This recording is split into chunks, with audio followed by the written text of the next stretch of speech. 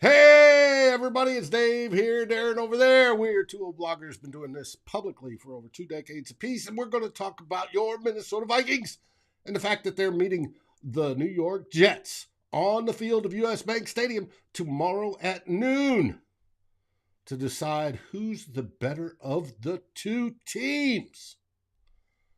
It's going to be a good one. But first, and I did not want to do that, there we go.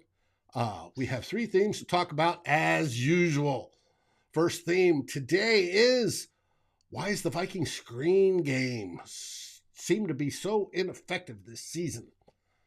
And there are some possibilities of why that is, but we expected more, especially with Kevin O'Connell coming from the LA Rams. The LA Rams ran it well last year, but it just doesn't seem to be clicking so far this year.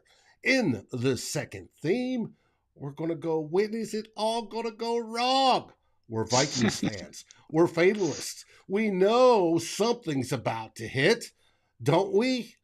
From, he hasn't missed a kick all season, and then wide left.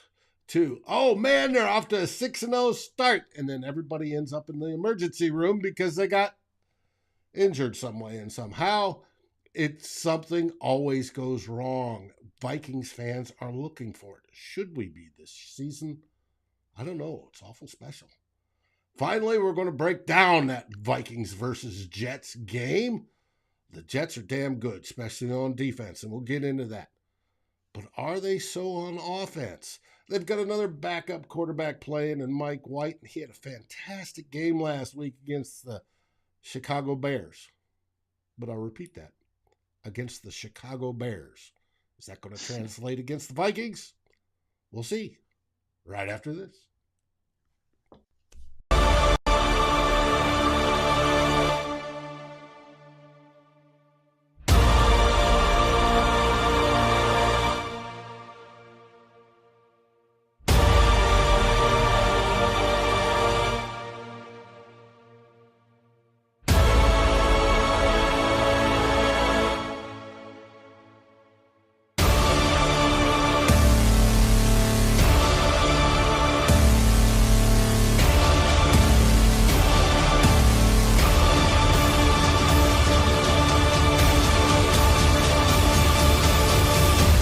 Climb in the Pocket, Dave the Norseman, and Lake Monster Brewing presents Two Old Bloggers.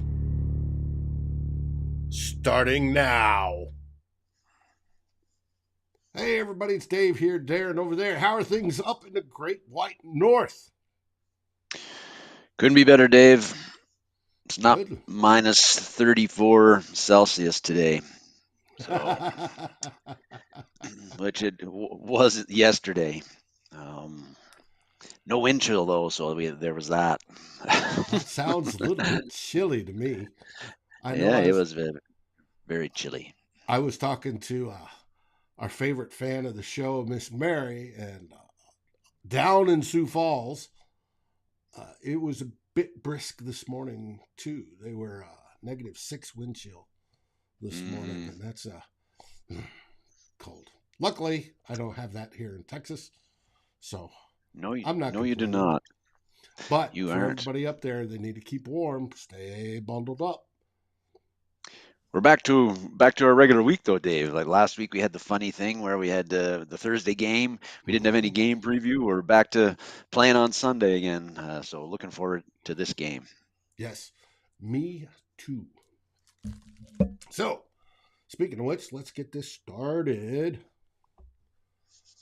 We called this one another test because it is. The Vikings have played 4 out of the top 5 defenses, or will have played 4 of the 5 top defenses in the last 4 weeks, including this week. They've played 3 games. They won 2 of those. Right? Now we're going to play that 4th game against what PFF ranks as the number 2 ranked defense in the league, and it's going to be a test. It is going to be a big test. The Vikings came off that horrible loss against the Dallas Cowboys with a test the next week against New England Patriots. They passed that test. This is the following week. Can they keep up that momentum? They are at home, and we shall see. But on to theme one.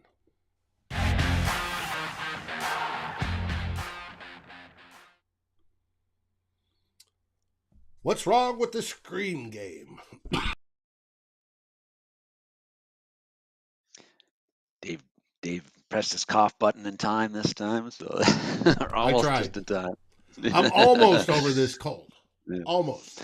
Well, yeah, you sound a lot better than last week and 200% better than the week before Before. that. But Mm-hmm. but yeah, I think last week Mike Harrington, one of our viewers, commented a couple of times talking about how about doing a segment on the Vikings short passing game.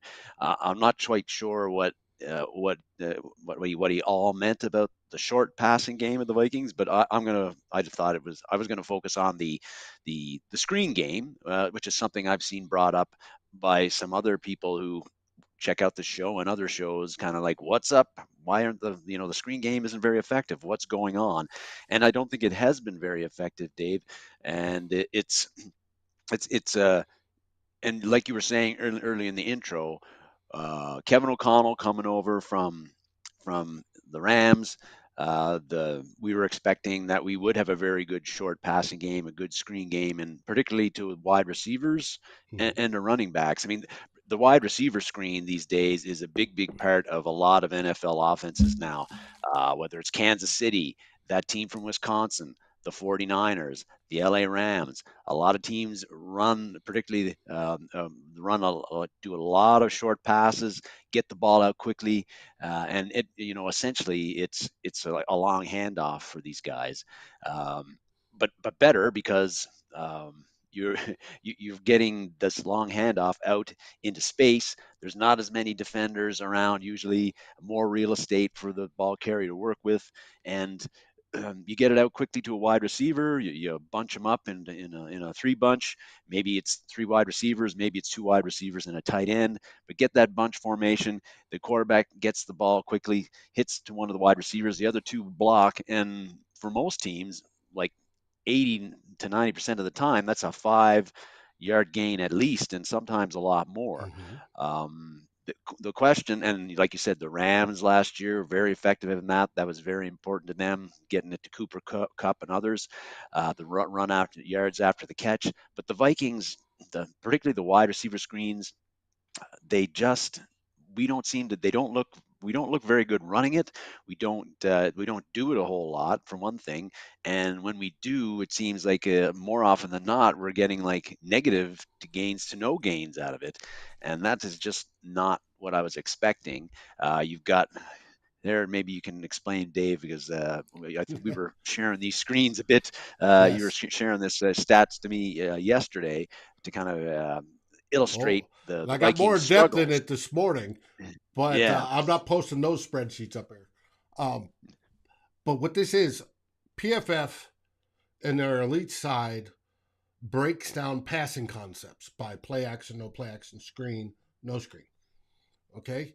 And in that, I took the attempts, the completions, and the yards per attempt. And you can see under play action, the Vikings do decently at 6.2 yards.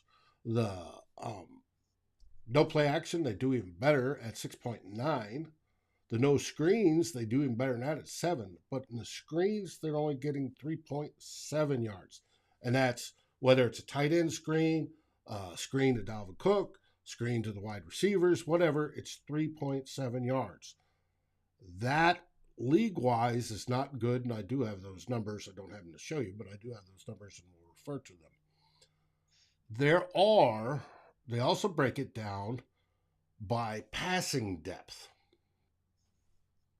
And on this one, the numbers, if you try to add them up, they don't add up because the passing depth one doesn't always include screens. It also includes other passes that are short.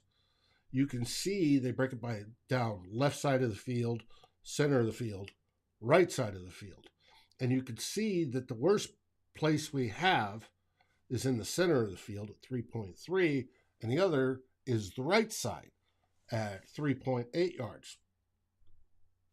Um, it's so there's a problem there. Now, the question is, where does the problem come from? Where do you think we're getting this? Why are those numbers low? Well, that is, I think, the question that I was looking for you to like. The I don't know. answer. Is it because there's a few things, right? Is it because our wide receivers are not as good at blockers as some of those other teams that run it effectively? If you're going to have a three bunch formation and two of those wide receivers are blocking, they got to win their blocks, Mhm. and maybe that's part of the problem. Last week on some of the screens, on some of the replays, it showed that our offensive linemen weren't getting out into space to pick off some guys that defenders coming in on angles. I don't know if that's been a problem consistently, but it was last week, last Thursday night against the Patriots, and so that's Well, that's where this those are the first two picture things. comes from. If you see, you've got Ezra and you've got Ed Yeah, out leading in front of um, Dalvin Cook. But as you can see, they're out going for a block. Ezra's got a guy. You can see the guy's foot and hand underneath him. Ed's about to hit probably the same guy, but it doesn't matter because you've got three Dallas Cowboys already in the process of tackling Cook. yeah. So the timing seems a little wacky. Yes, and for a screen game, timing is very important because you got to get the ball out quick. It's got to be accurate. Sometimes you got to throw over defenders or entice them to come in and bait them and then throw over them. So there's a lot of timing and the offensive lineman getting out. They've got to orchestrate that properly, make sure they're not going downfield too early. All of those things. But yeah, something's off with this, David, and it's unfortunate for the Vikings because. As you saw against when you were and I think you're I can't am hear you muted. now. It would make Yeah, that yeah. offense that much better. And Well, yeah. and talking It, about better, if we're looking at teams that are better, you brought up the 49ers, right? Because we're looking at some of the teams that we could face or not possibly face, but let's look at teams in the NFC. The 49ers, they uh they have a yards per attempt on screens of 6.1 yards. So, and that's generally, if I remember correctly, the average yards per game on a pass, that's why passing is more efficient than running, is about 6.1 yards. So you're getting that average. You wanted to talk about the Rams. The Rams are 6.1, even though this year they're not doing as great. If you yeah. look at the Cheeseheads on the other side of the border, they're even doing better at 5.4 yards. Like I said, the Vikings are sitting there at what was it, 3.7, I Three believe. point 3.7 it was, yeah. Do you know where that ranks in the league? Do you remember? I'm guessing it well, like I don't remember exactly, but it's got to rank like 30th or 31st or Exactly. yeah. It's 30th. Yeah. There's only two teams that are worse. Now, there are teams that are better. Best team in the league is the Titans. They average 10 yards per screen. Now, that has to do with who they're throwing to, I'm sure, but it also has to deal with the linemen and how they play it, how they scheme it. And some teams throw more screens than others. Yeah. When you're talking total amounts, the Green Bay Packers have thrown the most. They've thrown 79 this season, right? Whereas the And Vikings, you only got to watch one Green Bay game to realize that because it seems like half of their passes this year have been short mhm. wide receiver screens. um, and whereas we've thrown 43, swerve 95. Yes, we should be a little bit worried about the Jets game, and we'll get into the Jets and Theme 3 in particular. And Mr. Tuda, thanks for joining us. You think your Jets are going to soar over us Vikings? That's going to be an interesting debate, especially tomorrow at noon. But back to the screens. The lowest screen team is the Miami Dolphins, believe it or not. They've only thrown Hmm. 15 all season. So it depends on scheme, what you're trying to do, what your assets are, as to Yeah. how good a screen game you have. But a lot of it literally comes down to timing. You've got to get whoever's the basic easiest way to think of what is a screen versus just a pass out to a wide receiver who's out there. And we have plays like those. right? Where, say, Justin Jefferson lines up out way on the edge, close to the sideline. He's looking. If that cornerback's way the heck off, say like at 10 yards back, he can look at Kirk. Kirk can look at him, and they can do a, type deal. And Kirk gets the ball immediately, turns around, throws it to him, right? Behind the line of scrimmage pass, and then he's got to make up that difference. He has no blockers. The deal with the screen is the screen takes time to set up because you're moving blockers out there. You're taking linemen generally. Linemen, you can take wide receivers, but it's generally linemen. It's generally your guards. That's why in this picture you have Ezra and Ed, but it's generally your guards, can be your center, can be your tackles. It depends how they've got it schemed up. But they've got to move and snap the ball. They got to pull, which is a step back, open up, go down the line of scrimmage to get to where they need to go. If that timing is a little bit off, then everything gets messed up. Or if defenders can read that coming, and there may be some tells out there that we haven't picked up on, but opposing defenses have, that they can read that, and then they know to come up or go to that side. Corners know to come up. They know how to defeat it, avoid a block, get the receiver or the running back or whoever's got the ball, get him down and for short gain. And that makes that play ineffective or minimally effective. You want him to go, you want a screen to go more than 6 yards. And they're not getting it this year. And I think it's timing. I think it's literally a timing thing. Timing's a bit off. Yeah, and it's unfortunate, Dave, because that screen game, whether it be to the running backs or the wide receivers, uh, I think that would have come in if we had an effective one. That would have been come in quite handy against Dallas, because you can use the defense's aggressiveness against them by getting those short throws out, and giving your quarterback a throw where he doesn't have to stand in the pocket at all or make even a difficult throw. You make it easier on your linemen. They don't really have to block anybody Mm-hmm. at the line of scrimmage, and they don't have to hold their blocks long. Then some of them get out in space, and they like doing that. Picking off smaller guys, and and in the playoffs, we're going to be facing defenses like the Mm-hmm. 49ers, like the Cowboys, potentially. And I think an effective screen game is something, the Hopefully short Philly passing again. game.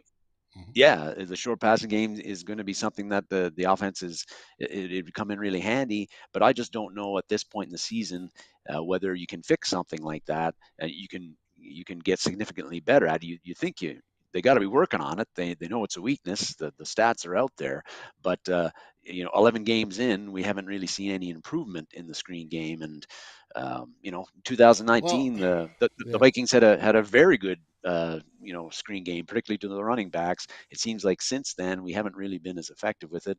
And I thought under the new regime that things would be different, and that the wide receiver screens would be more part of the offense. And they, as you say, we're not throwing a lot of screens, and when we do throw them, we're not very effective on them. So it's one of those weaknesses with this offense, and we hope they can get it together, but they got the time's running Mm-hmm. out for them to do so. Yes, I agree wholeheartedly, and we'll find out.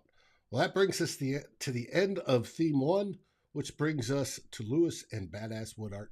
Lewis is busy. I talked to him just about an hour or so ago. He is busy finishing up his little skull signs, a whole batch of those, and you can order and use the promo code holidays, and you'll get 15% off, or you can order and use the promo code CT Pocket and get 20% off.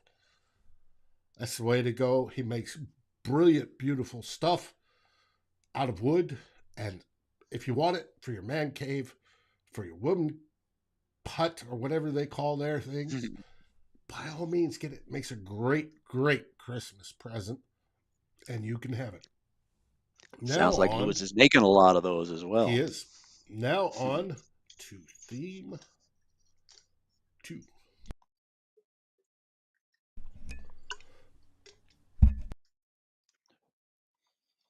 Pardon me. Talking's what's bothering me You are today. pardoned. All right, you wanted to know when will it all go wrong? Yeah, Dave, you were just uh, saying that I must have been in a weird mood when I was writing my notes for the game because I think maybe I was a little bit negative, but yeah, I just was interested. I wanted something I want to get off my chest, and also thought like maybe some of our viewers get their thoughts on it as well, and see if they're feeling the same or they think that it's all hogwash. But it's been a very enjoyable season. Clearly, the Vikings are 9-2, so winning on a Sunday or a Thursday making for a great work week, rest of the week for Viking fans like myself. But I've been finding lately that like I've had this. There's been something almost like a sense of dread has almost been creeping into me where I'm wondering like again, when is this dream season going to go south and go bad? And maybe it's the Vikings fan in me. I've seen too much over the years, too many things go wrong, and I'm always expecting the worst and hoping for the best. But just the way that this Vikings team has performed this year, that they're winning all the time, which is Hmm. great. But again, they're winning, but it's the way that they're winning that maybe has got this feeling in me that something like, is it all a mirage? Are we Can we keep it up? When are all of those one score games going to turn the other way for us? When are we going to get like a string of injuries that knocks out a bunch of starters significantly on a team that doesn't have a lot of doesn't have a lot of quality depth? Those are the kind of things that are like, when Well, are we some of saw those that in breaks? 2016, right? We Yes. started out 6-0, and then everybody in the offensive line just falls apart. Yeah. All sorts of injuries, and we were pulling guys out of 7-Eleven by the end of it. And it's just, and you can't maintain. Like I said, Vikings fans have been through it all. The great kicking, 2009 with Favre, everything going great, and then 12 men in a huddle, and he throws the interception across his body. Just all those things play, and it makes for very much for a fatalistic point of view. When's that next shoe going to drop? Is this a mirage? Yeah, for me, when I watching every Vikings game this year, as a lot of us on this that are on the show do, but you look at how the Vikings win. It's not, hey, GMAC, welcome aboard. Glad to have me on. But when I look at the way the Vikings have won, you'd think even this week, we're 9-2. We're facing, and the Jets are 7-4. We're at home. We're 9-2. We're facing the Jets. No offense, people, but I'm looking. The past decade haven't been very good for you guys. I should be feeling pretty confident about this game. I should be feeling like the Vikings are going to be get a decisive victory here. I do not feel that way, and that's partly because the Jets are much better than they have been in several years. But still, I feel like that. Like I've felt like that for several games now, and all the remaining ones coming up. I'm like, the way the Vikings play, it's all the games are usually always close. Doesn't seem to matter who we play. We don't We don't win often. dominate, We don't dominate, and it feels except like for when you're against nine Green and Bay in the first game. yeah, and it feels like if a 9-2 team should be, you'd think, they should be dominant, right? We're tied for the second best Hmm. record in the National Football League. Yeah, So, you would think uh, so. but I just don't feel that way, and it's kind of weird, and I don't know if anybody else feels that way, but I don't have a good feeling about tomorrow's game, uh, but Well, but you I asked, should. We're nine and is it? two.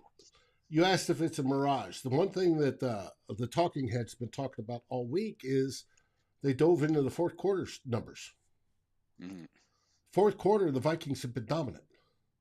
They've been dominant on the offensive side of the ball, and they've been dominant on the defensive side of the ball. Right? They've held I think, the number one defense in the fourth quarter at holding a team for not scoring points. And they are like 1, 2, 3, 4, or 5 on the offensive side. And we know Kirk Cousins leads the league in comebacks, fourth quarter comebacks this season. But it's that they're number one in opening drive, right? The scripted plays. Yeah. Bam, bam, bam, bam, bam. Boom, 7 points. And then it's that, oh, wait a minute. What happens between then and in the fourth quarter? We may score a couple, we may not score a couple, but we usually score a couple, get up, and then we let them back in, and then we're suddenly behind. And it's like, wait a minute, why?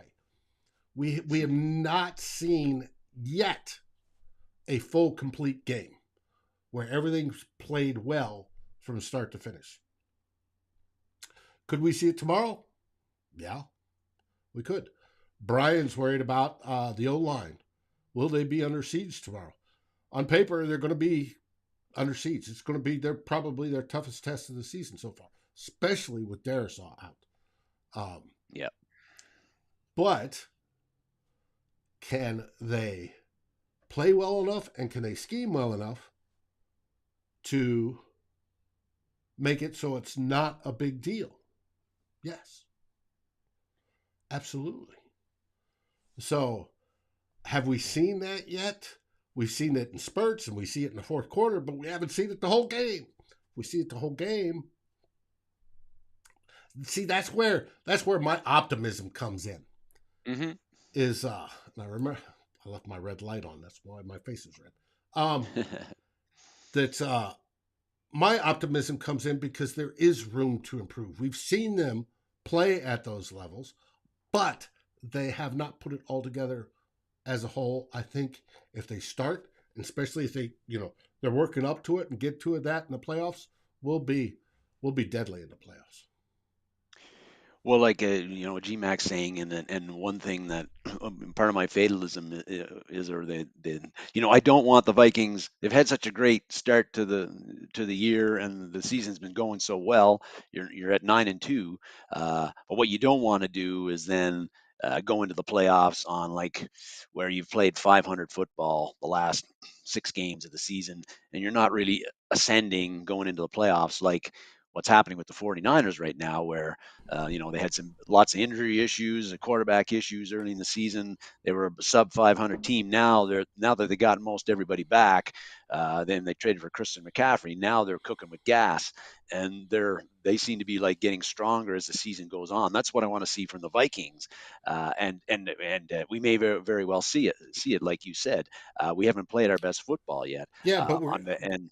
I think all except for the Dallas game, we have improved somewhat. Mhm. You take getting TJ Hawkinson, right? Trading for TJ, us getting TJ. TJ has now caught more balls than any tight end, and after a trade, he's doing great. He scored touchdowns. He's getting stuff. Well, TJ will be one of those keys to victory. We'll get into it in the next segment, but things like that have helped improve, and I see the incremental stuff. Now, the injuries to Darisaw, to Tomlinson, to Dantzler, to Evans, yes, they have affected some of that play, but the team is getting relatively healthy again. Knock on wood, they Yeah. stayed that way. And the other thing about the Vikings is that should be a cause for optimism, even for me, is that however you feel about the Vikings, Kevin O'Connell's team has 9 out of the 11 weeks that we've played, they have found a way to win. Whether it's like excelling in late game situations, getting off to quick starts with the first drive, like you say, excelling in the last 3 minutes of the first half on offense, in particular. The turnover battle, not turning the ball over a whole lot, not taking a lot of penalties, far fewer than a lot, the vast majority of the NFL. So there are those little Far things that they've fewer been than doing. last season. Yes, there's those things that they've been doing them, and they haven't just been doing them for a stretch of games. That's been consistent the whole year. Mm-hmm. So whether you think that that's sustainable or not, so far after through 11 games, it has been sustained, and I expect that that'll continue. And maybe that's Vikings ball this year, and that's the kind of the things that they need. That's going to continue to carry them through. I just, like everybody says, I'd be like to I just like to see a little bit more comfortable wins, and I guess more consistent, strong play from special teams, offense, and defense throughout a whole game. But that's what all fans want, I guess. But yeah, again, Kevin O'Connell's team keeps on finding a way to win, and maybe they'll end. So I don't know. Maybe I shouldn't be doubting them, but I think as a team, they're used to getting doubted this year because lots of people don't think they're not. Lots of people think that they're not nearly as good as their record Oh, and indicates that they especially are. nationally, when it comes to the press and everybody else, they think they think they're fraudulent, Hmm. and fine, think that way. Yeah, I don't care. They're going to win the division, right? I'm going to have to get a new division T-shirt. I you want a are. conference Yes. T-shirt, and I want a Super Bowl T-shirt this year. But it's let them think that way.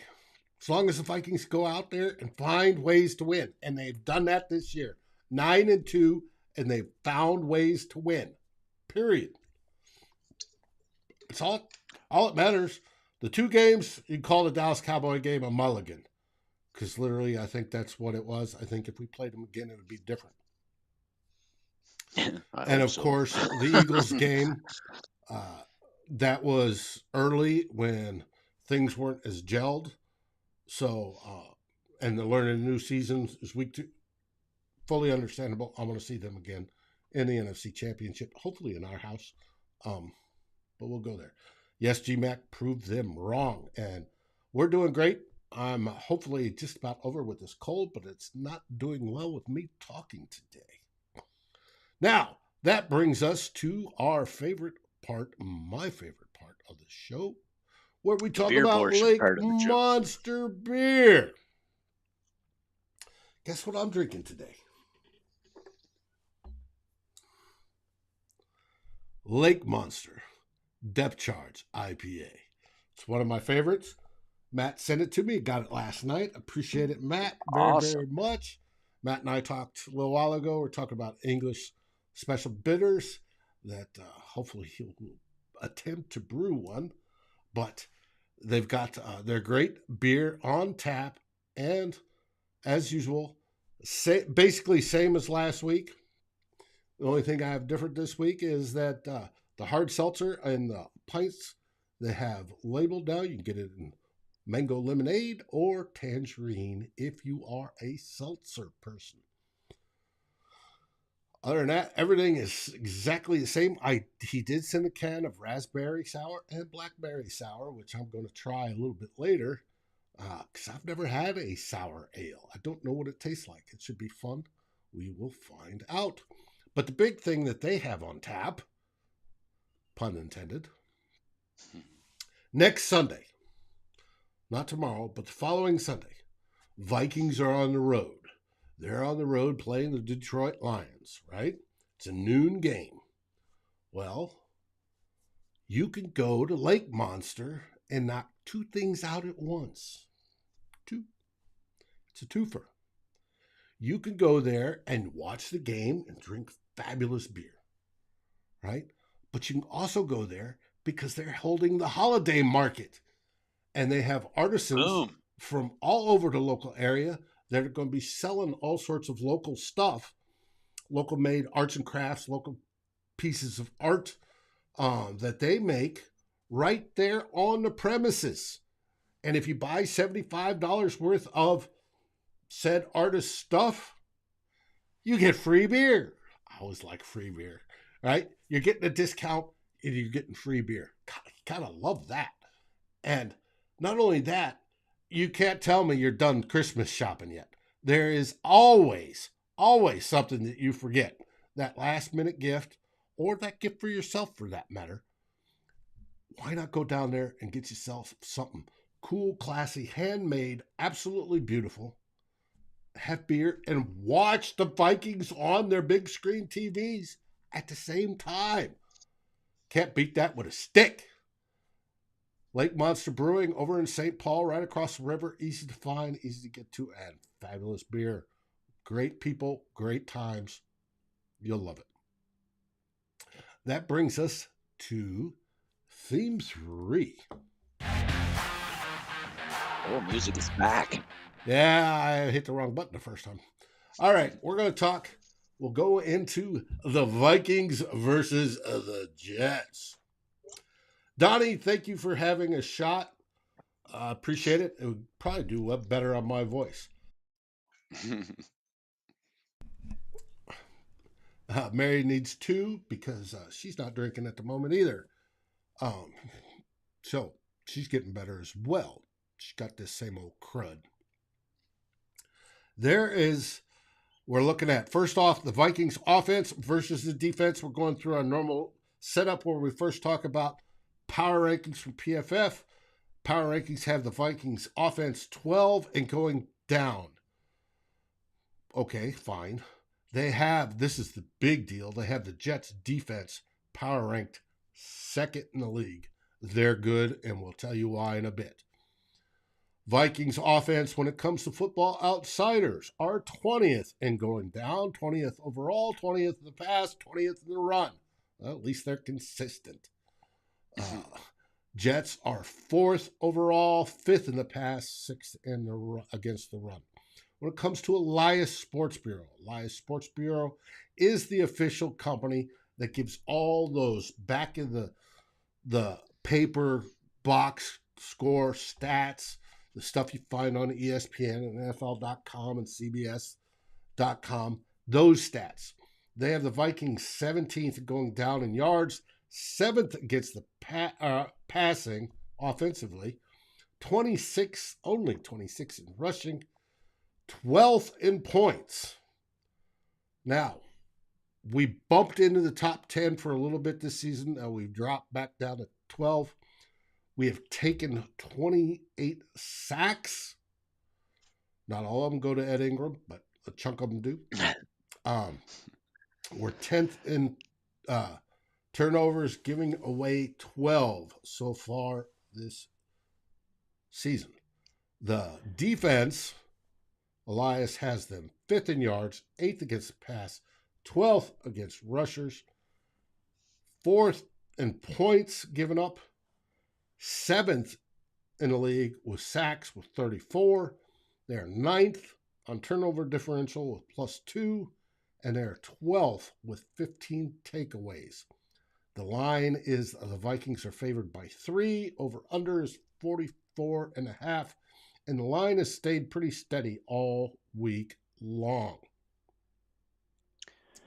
Interesting about those offensive stats, Dave, just for a second, on like particularly Football Outsiders and PFF saying, have our offense going down after last week's game. As you know, like Football Outsiders, the strength of the opponent that you face factors into your rankings, and we faced a pretty good defense by last week, and we moved the ball, I thought, pretty well, and we scored 26 points. I Pats don't had a count great defense. Yeah, I don't count Wang Chung's kickoff return as offensive as the offense scoring points. But anyway, so I'm a bit surprised that we actually went down. I would have thought that we would have went up based on the defense that we were facing. But anyway, that's just me. No, but that's the rest of the country saying they're fraudulent. They're not that good. Ha. So we'll live with it. Flipping over the other side of the ball, Vikings defense is up to 13 on the power rankings. Woohoo! PFF likes our defense. Yeah. Pro Football Outsiders, on the other hand, does not. They got them 23rd overall, 27th against pass, 16th against the run. When it comes to PFF, the Jets offense is 29th, whereas Mr. Tuda talking about how his Jets are going to do. Offensive power ranking of 29th. Not so sure. DVOA for Football Outsiders has them 18th overall, 19th in the pass, 12th in the run, and we know they have issues at quarterback. They did bring in Mike White, backup quarter last week. He did well against the Chicago Bears. When it comes to your basic box score stats, Vikings are 31st of defense going down with yards. They allow a lot of yards. We know that. It drives us absolutely batshit crazy.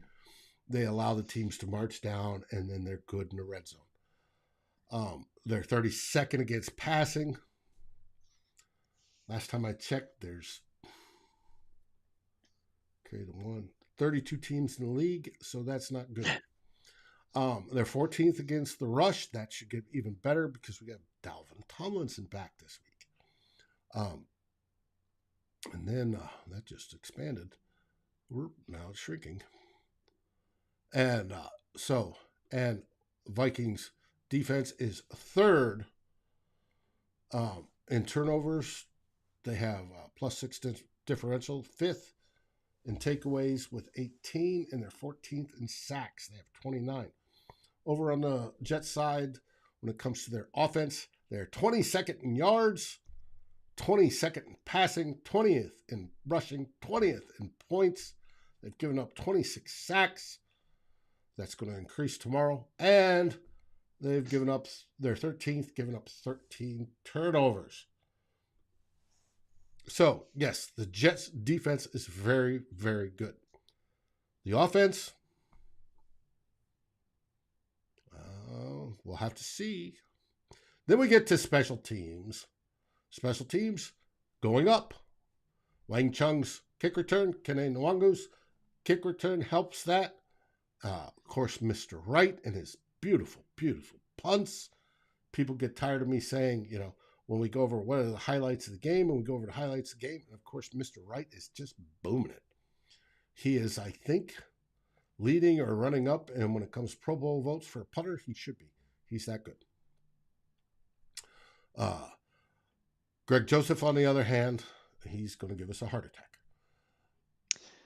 And Ryan Wright's probably, well, I would not probably, I guess depending on how you view punters, but Ryan Wright's been our top rookie this year.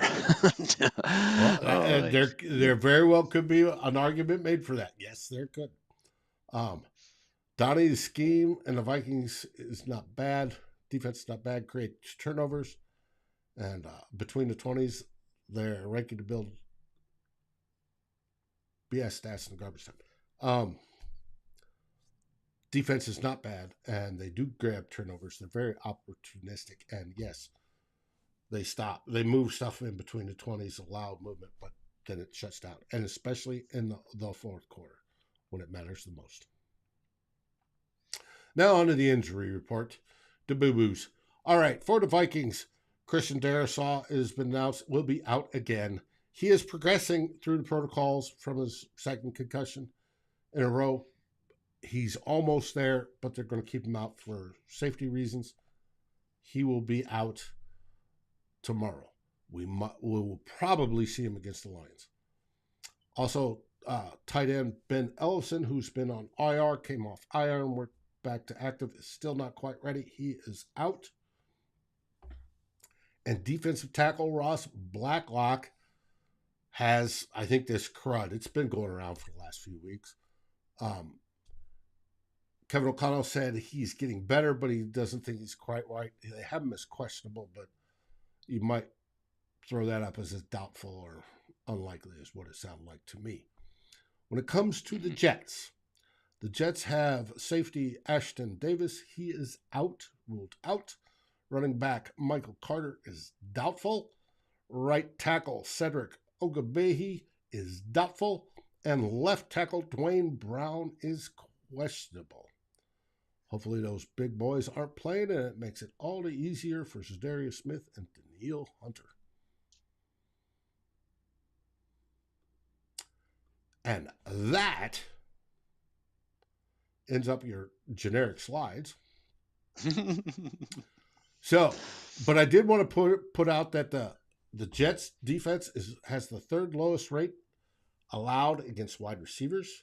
They've got a very good trio of corners, all three starting, and I have images of them, but did I get them loaded? No, I didn't. From their two outside and their nickel are all three very, very good corners. Obviously, Sauce Gardner is the headliner there. Jets defense has the third lowest rate against tight ends, which is an interesting stat. I don't think that's going to matter with TJ Hawkinson because we talked about their weak points are linebackers and safeties. That intermediate across the middle, I think we're going to pick on that all day. And That's going to happen. How does an offensive tackle get a concussion? He gets hit in the head or he slams his head against the turf. One of the two. And both work. I've had them both. It, it does work. You can get knocked.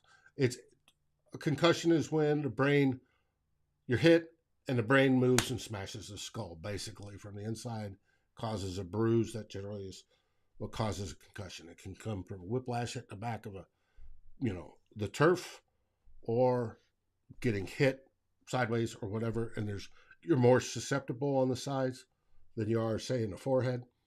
But you can also get it in the back. But it's literally the brain moving inside your skull and smacking up, and it literally almost bruises it. And it does it bad enough, it'll knock you out. That's what causes it. G-Mac. Get ready to update your shirt. Yes, Purple Haze. I have already said that today. I look forward to buying the 2022 NFC North Division champs. Speaking of which, all we got to do is win tomorrow and have the Lions do the Lions things against, I think they're playing the Jags. Yes, they are. And Vikings win, and either a Lions loss or tie, and we clinch the division tomorrow. Yeah. Week 13. Which would be the earliest, I think the earliest the division has been clinched in quite some time. GMAC, yes. Blocking, a lot of times it's helmet to helmet. Well, if you're run blocking, you're firing out. Yeah, you got your arms out and you got your shoulder out, but a lot of times because the defender's going this way and you're going that way, it sometimes makes contact. It does happen. It's generally not the top of the head. It's not a spearing type deal. It's usually sides if you get hit in the side, or like I said, if you hit the turf and bam, that happens a lot. So, you want to talk about Mike White? I can find his picture. I made enough of them.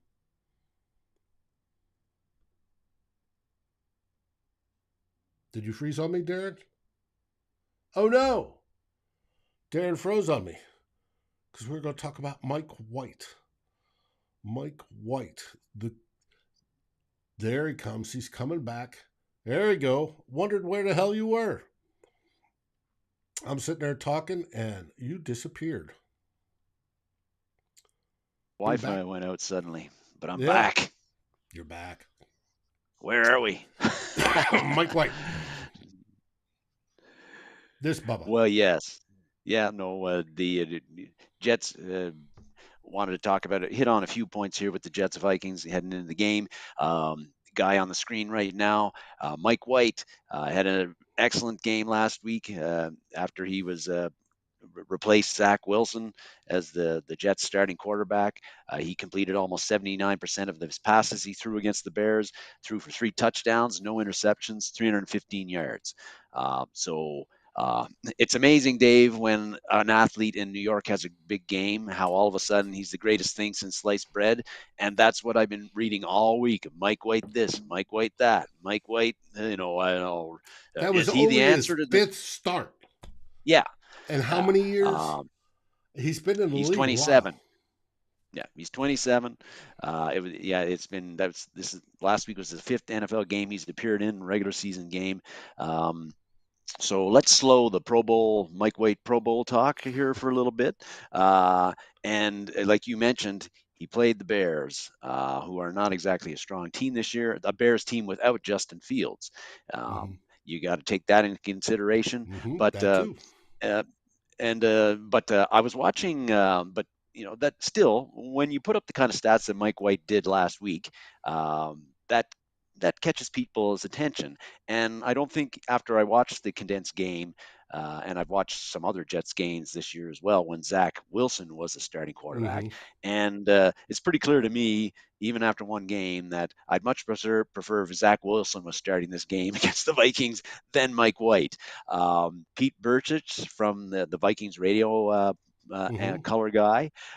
He has a weekly film session thing on the Vikings Entertainment Network. I watched that. He kind of broke down Mike White, his game and what he's good at, and what he stressed his takeaways on Mike White was that Mike White is very good at recognizing things pre-snap, and if defenses do not do a good job disguising what their coverage is and what defense they're running pre-snap, he's great at recognizing what they're going to do and what receiver is going to be open with that coverage, and he can execute. What Burchich said also as part of his takeaways is that but what White is not good at is that if defenses do a good job disguising what they're doing, mix things up, if they get him a little bit confused, so he can't make those good pre-snap reads. He is not good thinking on the fly, making decisions on the fly, and he makes a lot of bad throws and mistakes if he gets confused and if the defense again mixes things up and doesn't tell him, telegraph what they're doing pre-snap. And if you get him moving in the pocket again, he's prone to making bad throws. The issue, though, was that last week the Bears did not really disguise what they were doing very well at all, and Mike White sliced and diced them to the tune of 315 yards and 3 touchdown passes. Well, I think our defense has the ability to do that. They've got a bunch of old heads: Patrick Peterson, Harrison Smith, uh, you know, Kendricks, etc. Veteran guys that know how to adjust and keep things hidden. And I think, especially Patrick Peterson, when he talks about, well, I know if he's looking here, I can bait him this way, right? I think you're going to see a lot of that tomorrow. And Mike White's history was he'd come out, have a fantastic game, everything was great, and then the next game he'd throw 4 or 5 interceptions and be horrible. And So, last year he in his last start against, mind you, was against the Bills, but he did have a 4 interception game, no touchdown passes thrown, and 4 interceptions thrown. That was not a good time for him. Nobody seemed to be touting him as a Pro Bowler last year after that game.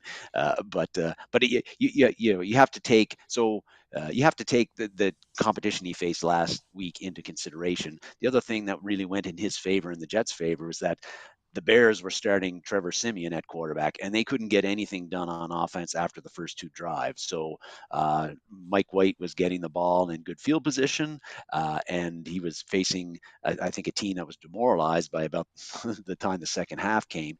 by about They week knew they two, were yeah, they knew they were out of it. They knew they weren't coming back with Trevor Siemian as a quarterback, and Trevor Siemian couldn't get an offense uh-huh. going to threaten them. So there's that. But Mike White's going to get rid of the ball quickly. That's what the Jets are going to do. He's going to get out the ball quickly. You have concerns about Ed Donatel. What I've seen from him throughout the whole year is that he does not really. He's got a philosophy. He's got a defensive system, and he's sticking to it. He's not going to be rushing 5 or 6 guys at White. I don't think. I think he's going to do Stick with the the zone normal four. coverage. Stick with the normal four. He's going to be He's going to be depending on Daniil Hunter and Zadarius Smith to have big days rushing the passer and flush Mike White out of the pocket and get him rattled. He's going to be depending on Dalvin Tomlinson coming back and that making a difference to our defense. He's going to be depending on. He's going to try to. His defensive system was all about, I think, limiting Mm-hmm. big plays, explosive plays. So you're going to see, I think Mike White's going to complete a lot of passes tomorrow. Every quarterback we've faced this year has, whether they're good, bad, or indifferent, they've been able to have complete a lot of passes against us. So the Jets are probably going to be, I expect that they're going to rack up some yards. But Mm-hmm. uh, Donatel's going to be he's going to be again force them to grind it out. Maybe they'll get a penalty here and there or not execute on a play and get them down in bad situations and down in distance. That'll submarine a couple of drives. We'll get a couple of turnovers. Like we haven't had too many the past couple of weeks, but prior to that, we were on a pretty good string of turnovers. So he's Mm-hmm. going to be Whether looking it to win be the Harrison turnover Smith battle. or Patrick Peterson, you know, and all those guys were racking up some interceptions, fumble recoveries. Eric Kendricks, you know, that we could use a few more, and I anticipate some tomorrow. I would call that. I would bet on that. But we get at least one turnover from the defense. Yes, I think after a couple of weeks where we didn't, I don't think we had a turnover last week or against the Cowboys game. Yeah, we're probably due for one or two, I think. So that's going to be important. But uh, expect Mike White again to complete a fair amount of passes. Expect the Jets to move the ball more than we would like. Just about every team that the Vikings defense has gone, every offense the Vikings offense defense has gone up against this year, we have done that. But still, and I think that uh, Mike White is going to try to exploit that Mm-hmm. middle area beyond where the linebackers drop and in front of our safeties going deep, like Mac Jones did last week and the Patriots did several times. I think he's going to try to exploit that area when he can. And but is this the game, David, where Ed Donatel's defense plays, just completely shuts them down? Because the Jets aren't a great offense. They haven't been a Mm-hmm. great offense all year. Uh, I don't think that Mike White is a superstar. He looked good against the Bears last week, but their run game is, it's okay. But they've got some faceless guys Mm-hmm. back there. They lost Brees Hall, and they've got some face. Michael Carter's their number two guy. He might not be playing tomorrow. So I don't know how effective their run game is going to be, but still, it doesn't seem to matter what offense we play, what quarterback we play. We give up a lot of yards, give up a lot of completions. Sometimes we don't, but a lot of times we don't give up a lot of points. Mm-hmm. If I and remember correctly, they have a decent wide receiver in Garrett Wilson. Yeah, Wilson is an impressive rookie, and he's got Mm-hmm. well over 50 catches this year, and his year is even more impressive when you consider that he's had Zach Wilson throwing in the ball for the majority of it. So imagine if he had a real quarterback throwing in the ball, what his stats would be like. But he's an impressive rookie. He looks very refined. He doesn't look like a rookie at all, really. And but he one of those good Mm-hmm. wide receivers coming out of Ohio State, out of college these days. And he's really the big name on the On Jets the offense. offense right now Mm-hmm. because the other wide receivers, whether it be Denzel Mims, Braxton Berrios, Corey Davis, none of those guys are players that really teams are scared of, even the Mm-hmm. Vikings. Yep. But that's the Jets offense side of things. But I think we Let's know go to kind the of we know what defense. the yeah we know what we know what the Vikings defense brings. I think this year for the remainder of the way, it's really our offense that's going to continue to carry us and get us the wins. I think the defense, we're going to depend on them to, come up with key plays at key times like they have. But really, if we're going to win, continue to be successful and keep on winning like we have, it's really the offense that's going to carry the day, and it's going to have to do that again tomorrow. But it's going to have to do it against a very good, very very good Jets defense, like you were saying. We already put up the rankings, uh, like guys like Sauce Gardner up there. But what really scares me, so we'll see how much Sauce Gardner is on Justin Jefferson. That's going to be a Well, that is interesting very because people interesting think he's going matchup. to shadow him, but Sauce Yeah. Gardner hasn't shadowed at all this season. They play sides, Hmm. and DJ Reed, who's on the other side, is good, right? Yes. And so they may just play sides, and then it comes down to the brain game as to how Kevin O'Connell is going to scheme Justin Jefferson open. And if Justin Jefferson's not open, if everybody's following Justin Jefferson, are we going to see Adam Thielen squirt out the side or TJ Hawkinson over the middle, which I think we'll see a lot of? You're going to see a ton of that tomorrow. But the big premier uh, hype of this game is Sauce Gardner versus Justin Jefferson. All right, Sauce Gardner's a rookie and he's playing fantastic, right? As a cornerback. I think he's going to get schooled tomorrow. Now, is Sauce Gardner going to do relatively well against JJ? Sure. But I think there's going to be times where JJ schools him and then we'll find out. Now, is Sauce Gardner my biggest worry on that defense? Is he your biggest worry on that defense? Sauce Gardner is not my biggest worry on defense, David. And actually, like you said, I don't think that Sauce Gardner is going to. uh, shut down Justin Jefferson, and he may not be on Justin Jefferson a lot anyway. But it's a matchup people are going to bring up. But really, I think the most important matchup is going to be on the interior, where we're facing Quinn and Williams, who is having like an outstanding year, 8 sacks, going to be a Pro Bowler.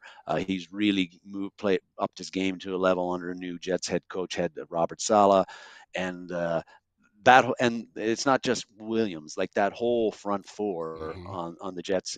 If you look at their Pro Football Focus grades, they're really good all across the board.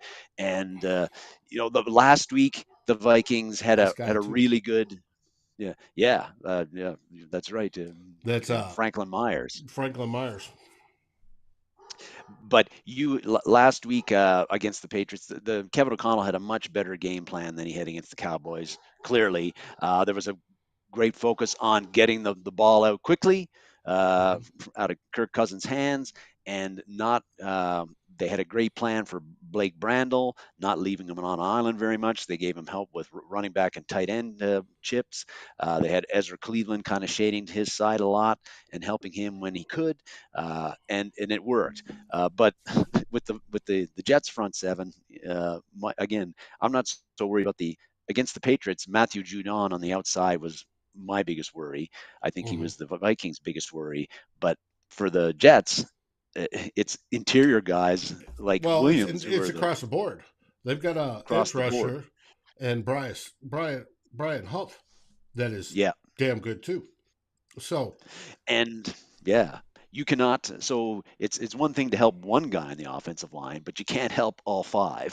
right. And so, like, how is Ezra Cleveland gonna fare against these big guys in the interior? How's Ed Ingram, who's Hmm. given up the most pressures of any offensive lineman in the NFL, I believe? How is he gonna fare? At some point, those guys have to win or at least have a stalemate in their one-on-one battles up front the majority of the day. And if they don't do that, then the Vikings are going to be in a lot of trouble, just like they were against the Cowboys, where it's just constant pressure on Cousins. Cousins doesn't, even if he gets rid of it quick, he's going to be under duress. Uh, and that's not a great situation for any offense, and not a great situation for the Vikings offense. But again, Kevin O'Connell found a game plan that worked last week, Hmm. minimized some of the pressure that the Patriots defense could get on Kirk Cousins, and I have faith that he can come up with a good game plan this week against the Jets and find something where our offense functions well and works well. And like you were talking about, like the middle of our defense between the linebackers and the safeties is an area that quarterbacks are exploiting. Well, the weakness of the Jets defense is the linebackers and their safeties, like Hmm. C.J. Mosley, Quan Alexander. If the Vikings can find a way to exploit that, Hmm. complete passes in that soft middle area, uh, I think that's going to be pretty important. I think we should look Right. for that, and And that's where T.J. look for Hawkinson, crossers, one high, one low, yeah, and for Kirk to take whichever one's open.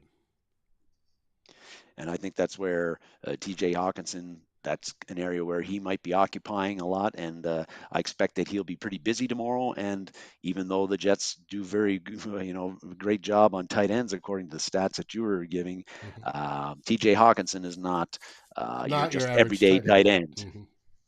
Yep.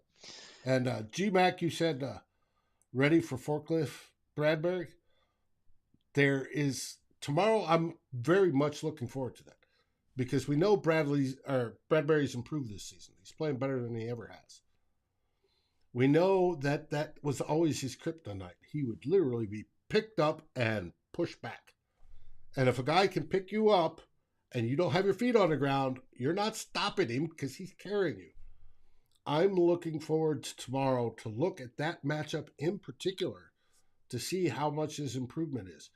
As I've said before, parts of that is technique. He gets himself in bad techniques and he can be lifted up. If he's in good technique in the right position, he won't let that defender in close enough to lift him up. And he can defeat him that way. We'll watch tomorrow, see if that happens. You and I can talk about it after the game, even. I yes, I get- for this game too. I think that for the Vikings, particularly offensively, um, there's I think that this game, to me, it feels like it's going to be kind of similar to the Washington game, where I think that you're going to have uh, not a really a high scoring game. That game, the Washington game, was a 2017 game. Both offenses kind of struggled getting long, sustained, consistently getting long, sustained drives. Uh, and I kind of feel like this one could be pretty similar. It's going to be a bit of a not a pretty game to watch, and if you love offenses, it's going to be a bit of a slugfest, and going to be close again. I guess the question is, and again, in those close games, if the Vikings come out on the positive end of the turnovers battle, then that's one of the things that could tip the game in our favor. And I'd love for the Vikings to win by 14 or more points. Somebody had commented where they felt that tomorrow was going to be that game. I don't It feel could that be, way, but I but do most feel that likely not. I mean, Vikings are only favored by 3, so that's, yes. if you throw it on a neutral field, that's relatively even. But it's not on a neutral field. It's in U.S. Bank Stadium. The fans there do make a difference. You know, they can't hear me yelling at the TV. They can't hear Mary yelling at the TV. Her neighbors can, but they can't. But the players can hear everybody in that stadium, and they greatly, greatly appreciate it because it gives you extra energy. If you've ever played the game and had fans in the stands, whether it's high school or above, and hear that cheering, you feed off of that. You feed off of that, you play better, and hopefully, instead of that 2017 game, which is basically what they're calling for, a little bit more points wise because it's 44 and a half. So you're looking 23-20, you know, something like that, 27-21. Um, it's you can get better. You can do that. You can make enough noise to throw off the offense, to throw off Mike White, right? Have him throw another pick. And only this time the pick is picked and it's taken to the house. And certain things like that can get going and it can snowball. And that's what we're looking for tomorrow is that big ass snowball effect. That, and it's cold as shit in Minneapolis right now. And people from New York, even though they know how to deal with cold, nobody likes cold. Have them come in there and bitch and complain about how cold it is outside. And maybe they want to go home early. Let's make it that way. Yeah, and I don't know. It would be nice if the Vikings run the ball effectively tomorrow as well. That'd They be nice too. didn't do it. They didn't do it at all against New England, and they did run the ball pretty well against the Cowboys, but it didn't matter because we were down by 3 touchdowns before you could snap a finger. But yeah, like interesting game tomorrow where you've got a real stout defense. Something to be worried about. But again, the Vikings have faced strong defenses for 4 straight weeks now, and they performed, you know, They won, pretty well, except for except for the Dallas Dallas. game was just. The Dallas game was just horrible on all levels, not offensively, defensively, special teams. So, but otherwise, the Vikings they're used to this now, Mm-hmm. and I don't think that the Jets defense, you got a game plan for them. They got some very good players that you got to be concerned about, but I don't think the Vikings are scared at all about what they're facing. This is just another challenge for them, and they got to find a way and the game plan to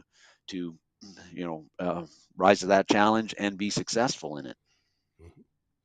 Well, that brings us to the point in the show where I want to add something a little bit special. Hmm. Friend of the show, friend of mine, Scott Big Gun, Admiral Big Gun Backstrom, every year does a charity drive for Special Olympics in Minnesota. The Daily Norseman gets together when it gets closer to the time, which will be end of January, February. They jump in the lake on February 4th is when it's scheduled. It's a polar plunge into Otter Tail Lake. Scott has done this for many years. He's hoping to raise $3,000 under his name. The link for where to donate, if you are so inclined, will be included in the show notes. It is there. If you have that generous feeling and want to help Special Olympics Minnesota, it is there. He does this every year. I joke to him about, what are you trying to do? See how far your testicles suck up into yourself? Because that water is ice cold. But it's a Norse thing, and I can't be with that with a stick. He does it. It's for a good cause. All the money goes to Special Olympics. And if you're wishing to partake before the year's out for tax purposes, because it is tax deductible, by all means you can do that. But I wanted to plug that for him before we head off for the end of the show. And yeah, G-Mac, I would think so. I've been in ice cold water before, and you have a shrinkage problem. So it's not for me, but if by all means he can do it, and he's done it for years, like I said, they raise a good amount of money for special teams, and that is something that's near and dear to his heart. So I just wanted to plug it. You'll see it again, and you'll see it across Daily Norseman when the time gets a little bit closer. But he has just started his effort, and he would appreciate if you're in the giving mood, and he knows times are tight, that you give a buck or two. He'd appreciate that. So that's it for today. We've got through the game. I haven't lost my voice yet, which is awesome. What's your prediction for tomorrow? 2017, like you're saying? No, I'm going to go with 24-21 for Vikings. Okay. I'm like I said, I don't have a great feeling about it, but the Vikes have found a way to win 9 times out of 11 so far this year. They're at home. I have, I'm not sold on Mike White, obviously, so yeah, though I think that, and the Vikings both teams are motivated. They got a lot to play for, but both are playing for the playoffs. Yep. Yeah, but yeah, I mean, we're 9-2. This is a game that a 9-2 team has got to win, and should win. Even if you're playing against a defense as good as the Jets have. Last week, you got Justin Jefferson, and if he's flying around, you always got a chance. As long as the defense stops the Jets a little bit. I'm not expecting them to hang up, create 3 and outs 6 or 7 times in a row, although that'd be nice. But they cannot, just stop them from scoring, 3 or 4 drives. That might be all that's necessary, right? Well, Purple Haze has 20-10. I think they will win by over a touchdown myself. I'm hoping they score the traditional over 30 points. So I'm thinking it's more like 30-20, but they're going to win by over a touchdown. That's my figuring. And they play. The one thing we forgot to say, they play at noon. And noon and Kirk Cousins, that's when he turns into Superman. So there's no way they're going to lose because Kirk Cousins at noon is unbeatable. So let's see the Vikings win tomorrow. And you could join us on Climbing the Pocket. We have the final score where we go live in the final 2 minutes. We have myself, Jason Brown, Matt Anderson. We have Jonas Stark from CTP Germany is in town. He will be at the game. Hopefully he hops on for a little guest appearance. We shall see. If not, he's hopefully going to be with us Wednesday when we have Vikings Happy Hour live from Lake Monster Brewing. But again, tomorrow in the final 2 minutes, we'll go live with the final score. Any last words there, Darren? Oh, I like that one. 26-20, G-Mac. Yeah, that'd be good. Yeah, well, I believe Kirk Jets are Cousins. 4-1 on the road this year, so they have been a good road team this year, as well as being just a good team overall. Hopefully we can change that tomorrow. Yes, that is what I am hoping to see as well. So another big test for the Vikings. Let's hope they pass it. And you know what we always say at the end of the shows, Dave? Mm-hmm. Skol Vikings! Skol Vikings!